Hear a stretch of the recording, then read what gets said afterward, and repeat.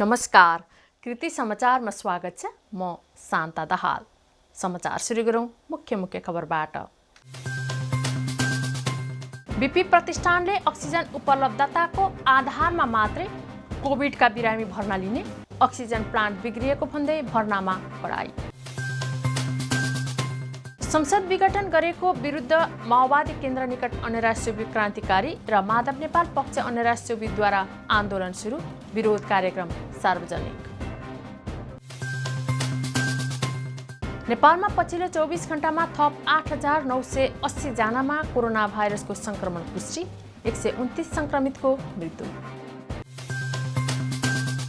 प्रमुख प्रतिपक्षी दलसहित गठबन्धन गरेर प्रधानमन्त्री केपी शर्मा ओलीको संसद विघटनप्रति कडा प्रतिवाद गरिने निर्णय, सबैलाई ओलीको कदमप्रति विरोध गर्न आह्वान। सुनसरीको बराज क्षेत्र स्थित रामानन्दाचार्य सेवापीठले कोरोना महामारीमा प्रतिरोधात्मक क्षमता अभिवृद्धि गर्दै संक्रमण मुक्त हुने उपायबारे अनुष्ठान गर्दै जेठ 12 गतेदेखि हिमालयन महायोग अनुष्ठान गरिँदै। ग्रामीण उद्यम तथा विप्रेषण आयोजना समृद्धि र हेलबेटासले तेह्रथुमका युवाहरूलाई सिपमूलक तालिम प्रदान, 300 युवा सहभागी। धरान 13 नम्बर वडा कार्यालयले भोडाभरि एक साता सील, अति आवश्यक बाहेक सबै सेवामा कडाई। र प्रेस चौतारी नेपाल सुनसरीद्वारा नेपाल पत्रकार महासंघ सुनसरीलाई स्वास्थ्य सामग्री हस्तान्तरण।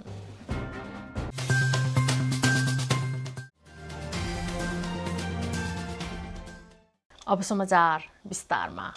बीपी कोइराला स्वास्थ्य विज्ञान प्रतिष्ठानले अक्सिजन उपलब्धताको आधारमा मात्रै कोभिडका बिरामी भर्ना गर्ने जनाएको छ। प्रतिष्ठानले एक विज्ञप्ति प्रकाशित गर्दै अक्सिजन उपलब्धताका आधारमा मात्रै कोभिडका नयाँ बिरामी भर्ना गरिने जानकारी गराएको हो। प्रतिष्ठानको प्रति मिनेट 16 लिटर क्षमतामा उत्पादन हुने अक्सिजन प्लान्ट बिहिबार यतादेखि बिग्रिएको छ। हाल प्रति मिनेट 2.5 लिटरको हाराहारीमा मात्रै अक्सिजन उत्पादन भइरहेको छ।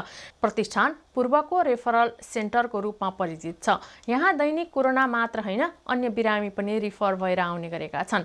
बीपी प्रतिष्ठानका आइसियु, एचडियु बेड सहितको 100 बेड क्षमताको कोभिड अस्पताल सञ्चालनमा छ, जहाँ 15वटा आइसियु र 25वटा एचडियु बेड सहित 100 बेड रहेको छ।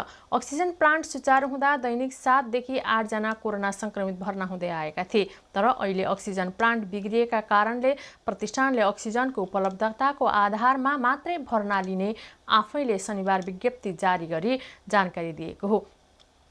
प्रतिष्ठानका सहप्रवक्ता डाक्टर चुडामणि पोखरेलले विज्ञप्तिमा भन्नुभएको छ, प्लान्ट दक्ष इन्जिनियरहरूले मर्मत गरिरहेकाले प्लान्ट पूर्ण क्षमतामा सञ्चालनमा नआएसम्म वा अक्सिजनको पर्याप्त मात्रामा वैकल्पिक व्यवस्था नगरिएसम्म हाल कोभिड अस्पतालमा भर्ना गरिएका बिरामीको उपचारमा अक्सिजनको कमी नहोस् भनी नयाँ बिरामी भर्ना गर्ने हकमा आफ्नो अक्सिजन सिलिन्डरको उपलब्धताको आधारमा भर्ना लिई उपचार गरिने बेहोरा जानकारी गराउँदछौँ। उहाँले थप लेख्नु भएको छ, प्रतिष्ठानले बिरामीको उपचारमा चाहिने अक्सिजनको प्रत्याभूति गर्न सक्ने आफ्नो क्षमतासम्म बिरामीलाई उपचार सेवा प्रदान गर्न कटिबद्ध रहेको छ।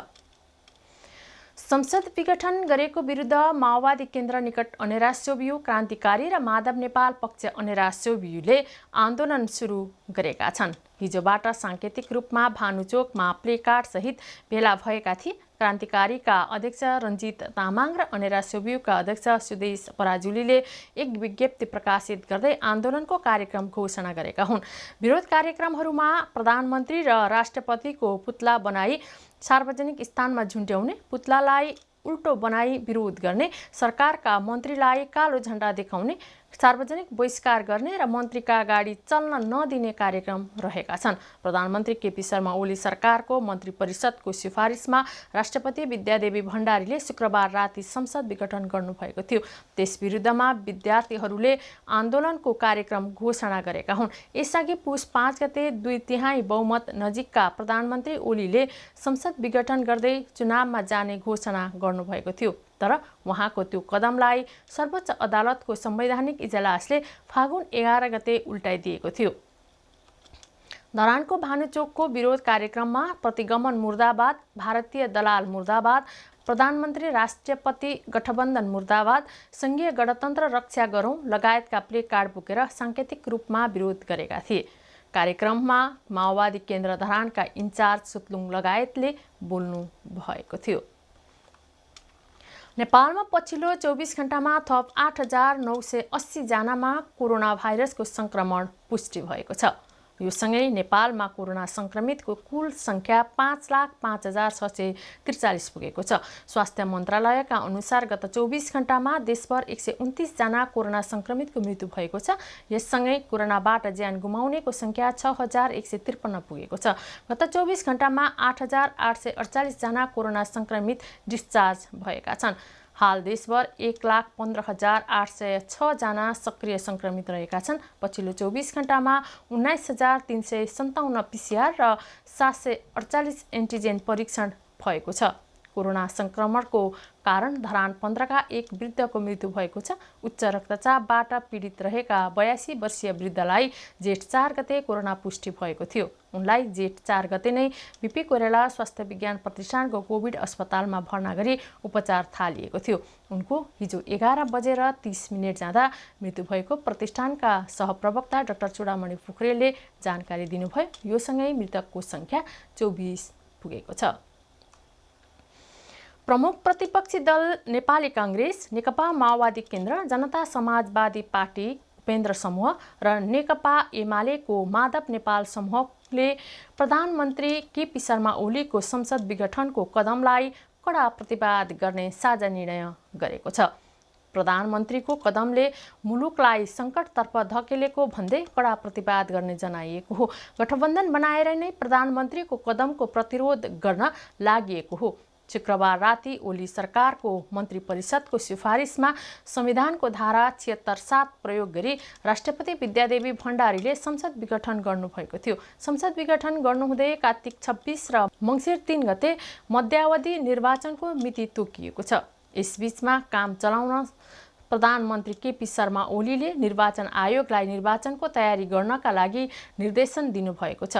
यता प्रधानमन्त्री र राष्ट्रपतिको कदम विरुद्ध सामाजिक सञ्जाल तथा मिडियाहरूमा तीव्र आलोचना सुरु भएको छ। कृति समाचारमा अब विज्ञापन।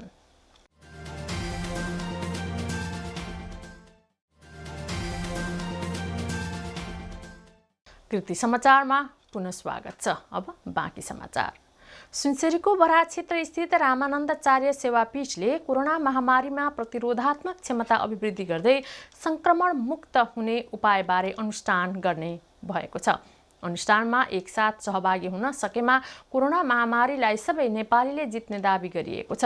हिमालयन महायोग सिद्ध अनुष्ठान जेठ 12 गतेदेखि हरेक साँझ 5 बजेदेखि 7 बजेसम्म 15 दिनसम्म सहभागी हुन आग्रह गरिएको छ। पीठका महाराज कृष्णदास महाराजले आयुर्वेदिक र यौगिक पद्धतिबाट अनुष्ठान गराउँदै हुनुहुन्छ, जसले रोग प्रतिरोधात्मक क्षमता बढाउने मात्रै नभई यसले कोरोनाबाट पूर्ण मुक्त हुने समेत बताइएको छ। 15 दिन मध्ये 5 दिनसम्म शरीर शोधन शुद्धको काम गरिन्छ। आयुर्वेदलाई वैज्ञानिक विधिबाट अवलम्बन गर्न सकेमा हरेक रोगबाट मुक्त हुनका लागि शरीरमा प्रतिरोधात्मक शक्ति बढ्ने बताइएको छ। आयुर्वेद योग प्राकृतिक जीवनशैली र शिक्षालाई अवलम्बन गर्ने हो भने कोरोनाबाट मात्र होइन अन्य रोगबाट पनि मुक्त हुन सकिने उहाँले बताउनुभयो। यस क्रममा अक्सिजन उत्पादन कसरी गर्न सकिन्छ त्यसबारे पनि जानकारी गराइने उहाँले बताउनुभयो। यसका लागि कुनै धर्म, लिङ्ग, जाति र समुदायप्रति लक्षित नभई जीवन रक्षा पहिलो धर्म भएकाले त्यसप्रति सजग रहन सबैलाई आग्रह गर्नुभयो। ग्रामीण उद्यम तथा विप्रेषण आयोजना समृद्धि र हेलभेटासले गरिबी निर्मूलीकरण गर्ने लक्ष्यका साथ तेह्रथुमका युवाहरूलाई सिपमूलक तालिम प्रदान गरेको छ। आर्थिक रूपले विपन्न महिला तथा पुरुषहरूलाई तालिम प्रदान गरिएको हो। तालिममा करिब 300 युवा सहभागी छन्। तालिममा सहभागी बनेपछि आफूसँगै युवाहरूलाई पनि रोजगार बनाउने अम्बिका विश्वकर्माले बताउनुभयो। 10-11 आइटम सिकिसक्यौँ, जसमा चाहिँ अब त्यसमा चाहिँ बाबा कट्टु भयो, टोपी भयो, भोटो भयो, कुर्ता सुरुवालहरू भयो, हाफ पेन्टहरू त्यस्तै सिकेको छु। आफू पनि व्यवसाय गर्ने र आफू पनि रोजगारी नभएर अरूलाई पनि रोजगारी दिने चाहिँ एउटा उद्देश्य छ। नेपाल सरकार र कृषि विकासका लागि अन्तर्राष्ट्रिय कोषबीच सन् 2015 को डिसेम्बरमा सम्झौता भई कार्यान्वयन सञ्चालित छ। उद्योग वाणिज्य तथा आपूर्ति मन्त्रालय अन्तर्गत ग्रामीण उद्यम तथा विप्रेषण आयोजना समृद्धि कार्यान्वयनमा आएको हो। युवाहरूलाई मेसिन, कार्पेन्टर, ब्युटिसियन, सिलाइ कटाई, कुक, वेटर, प्लम्बिङ लगायतका सिप सिकाइएको प्रशिक्षक विपेन प्रधान बताउनुहुन्छ। अहिले चाहिँ हामीले मेसन भयो, कार्पेन्ट्री भयो, प्लम्बिङ भयो अनि कटिङ भयो है। त्यसमध्येमा चाहिँ म चाहिँ प्लम्बिङको दिँदैछु। अहिले 65 दिने 65 डेजको तालिम हो। फुल टाइम दियो भने दक्षता फुल्ली हुन्छ र उनीहरूले मन्थली सेलेरी पनि 15 देखि लिएर 20,000 सम्म कमाउने सक्षम चाहिँ हुन्छन्। यो तालिम लिइसकेपछि उनीहरू 100% सक्षम हुन्छन् र स्वरोजगार र आत्मनिर्भर पनि हुन्छन्। तालिम पाएका युवाहरू कृषि तथा गैर कृषि क्षेत्रमा ग्रामीण स्तरका आय आर्जनमा सहयोग पुग्ने हेलबेटास नेपाल प्रदेश नम्बर 1 का संयोजक सुकबहादुर चौधरीको भनाइ छ। तालिमको लागि तालिम नभएर चाहिँ कामको लागि तालिम दिने भनेर भन्छौँ। डिफ्रेन्सियल प्राइसिङ सिस्टम छ हैन। भन्नाले चाहिँ विभिन्न सहभागीहरूलाई विभिन्न क्याटेगोरीमा राखेर जस्तो दलित महिलाहरू आयो भने बढी चाहिँ इन्सेन्टिभ दिने र अन्य जातिका पुरुषहरू आयो भने चाहिँ कम इन्सेन्टिभ दिने हिसाबले पनि हामी तालिम सञ्चालन गर्छौँ हैन। मोबाइल ट्रेनिङ हुन्छ भन्नाले इन्स्टिट्युसनमा चाहिँ ट्रेनिङ सञ्चालन नगरेर विभिन्न गाउँठाउँमा गएर हामी तालिम सञ्चालन गर्छौँ, जसले गर्दाखेरि आम ग्रामीण जनताहरू जो चाहिँ तालिमबाट वञ्चित छ उहाँहरूले चाहिँ तालिममा सहभागिता चाहिँ प्राप्त गर्नुहुन्छ। PPP एप्रोचमा चाहिँ प्राइभेट पब्लिक पार्टनरसिप एप्रोचमा चाहिँ हामी तालिम सञ्चालन गर्छौँ। यो 5 वटा मूल मन्त्रको आधारमा नेपालमा चाहिँ तालिमको चाहिँ राम्रो चाहिँ एउटा रिजल्ट बेस्ड फाइनान्सिङमा तालिम सञ्चालन गरिराखेको छ। स्थानीय स्तरमा सिपमा आधारित लघु, साना तथा मझौला उद्यम विकास मार्फत युवाहरूका लागि रोजगार सिर्जना गर्ने भएको छ। जिल्ला प्रशासन कार्यालय सुनसरीले गरेको बन्दाबन्दी रहेकै बेला धरान 13 नम्बर वडा कार्यालयले वडाभरि थप बन्दाबन्दी गर्ने निर्णय गरेको छ। बन्दाबन्दीको समयमा पनि प्राथमिकता बिनै हिन्डुल गर्नेहरूलाई नियन्त्रण गर्नका लागि आइतबारबाट जेठ 15 गतेसम्म पूर्ण रूपमा सिल गर्न लागि वडाध्यक्ष नेत्र काफ्लेले जानकारी दिनुभयो। धरान उपमहानगर स्वास्थ्य महाशाखाका अनुसार धरान 13 मा अहिलेसम्म 41 जना संक्रमित पुगिसकेका छन्। धरान 13 अनाम टोलमा 85 वर्षीय एकजना वृद्धको ज्यान गएको अवस्था छ। यस्तो परिस्थितिमा कोरोना संक्रमण भएकाहरू पनि गाउँघरतिर चेक जाँच नगरी हिँडिरहने र संक्रमण दर फैलिँदै गएकाले बन्द गर्नुपर्ने अवस्था सिर्जना भएको वडाध्यक्ष काफ्लेले जानकारी दिनुभयो। वडा कार्यालयले नगरका गौरवका आयोजनालाई काम गर्न छुट दिने भएको छ। धरान 13 मा 3 वटा गौरवका आयोजना सञ्चालित छन्। धरानमा कोरोना संक्रमण सबैभन्दा पहिला धरान 13 मै 51 वर्षीय महिलामा देखिएको थियो। त्यसपछि नै धरानमा कोरोना संक्रमण देखिन थालेको हो। धरानका बैंक तथा वित्तीय संस्था थप 15 गतेसम्म बन्द गर्ने धरान उपमहानगरपालिकाले निर्णय गरेको छ। धरानमा जेठ 4 गतेबाट बैंक तथा वित्तीय संस्था बन्द गर्ने निर्णय गरिएको थियो। कोरोना संक्रमित बढ्दै गएपछि धरानमा सञ्चालित बैंक तथा वित्तीय संस्थाले प्रत्यक्ष सेवा बन्द गरेको हो। धरानमा सनराइज बैंकको शाखा कार्यालयमा कार्यरत सुरक्षा गार्डको कोरोनाका कारण मृत्यु भएको थियो। धरान उपमहानगरपालिकाका वरिष्ठ प्रशासकीय अधिकृत गणेश प्रसाद खतिवडाले एक विज्ञप्ति जारी गर्दै जेठ 15 गतेसम्म बन्द गर्ने निर्णय गरेको हो। जिल्ला प्रशासनले पनि जेठ 15 गतेसम्मका लागि बन्दाबन्दी गरेको छ। बैंकको एटीएम तथा मोबाइल बैंकिङ सेवा भने सञ्चालनमै रहेको छ। प्रेस चौतारी नेपाल सुनसरीले नेपाल पत्रकार महासंघ सुनसरीलाई स्वास्थ्य सामग्री उपलब्ध गराएको छ। यस बेलामा एकद्वार प्रणालीबाट सामग्री दिने उद्देश्यले सङ्कलित सामग्री महासंघलाई हस्तान्तरण गरेको हो। धरान 13 स्थित महासंघको कार्यालयमा पुगेर 5000 थान मास्क, 4.5 लिटर सेनिटाइजर र 13 थान ह्यान्डवास हस्तान्तरण गरेको चौतारीका केन्द्रीय सदस्य देवेन्द्र कार्कीले जानकारी दिनुभयो। नेपाल समूहको प्रेस चौतारी हो। विभिन्न दाताहरूबाट सङ्कलन गरिएको सामग्री हस्तान्तरण गरिएको जिल्ला सचिव विकास चामलिङ राईले बताउनुभयो। सामग्री सङ्कलनमा जिल्ला संयोजक प्रेम बास्तोला, सहसंयोजक योगेश बाबु काफे लगायतको उपस्थिति रहेको थियो। एकद्वार प्रणालीबाट वितरण गर्ने उद्देश्यले पत्रकारको साझा संस्थालाई वितरण गरिएको नेपाल पत्रकार महासङ्घ 1 नम्बर प्रदेश सचिव समेत रहेका केन्द्रीय सदस्य कार्कीले बताउनुभयो। पत्रकारहरूलाई आर्थिक समस्या परेको खण्डमा पनि प्रेस चौतारी नेपाल सुनसरीले हातेमालो गर्ने सचिव चामलिङले बताउनुभयो। सुनसरीमा हालसम्म 13 जना पत्रकार कोरोना संक्रमित भएको महासङ्घ सुनसरीले जनाएको छ। धरान 13 का विपन्न परिवारलाई युथ फर गुड नेपालले शुक्रबार राहत प्रदान गरेको छ। कोरोना महामारीका कारण दैनिक जीविकोपार्जनमा समस्या भएपछि विपन्न परिवारलाई राहत दिएको काठमाडौँका क्षेत्रीय प्रमुख सनम सुवेदीले जानकारी दिनुभयो। फेसबुक पेज मार्फत राहत सङ्कलन गरेर प्रति परिवार 10 केजीका दरले चामल लगायतका सामग्री दिएको छ। 5 दिन अघि पनि धरान 5 देवी गाउँ, धरान 13 फुस्रे, धरान 11 शान्ति चोकका विपन्नलाई राहत दिएको संस्थाले जनाएको छ। कृति समाचारको अन्त्यमा पुनः मुख्य खबरहरू। बीपी प्रतिष्ठानले अक्सिजन उपलब्धताको आधारमा मात्रै कोभिडका बिरामी भर्ना लिने, अक्सिजन प्लान्ट बिग्रिएको भन्दै भर्नामा कडाई।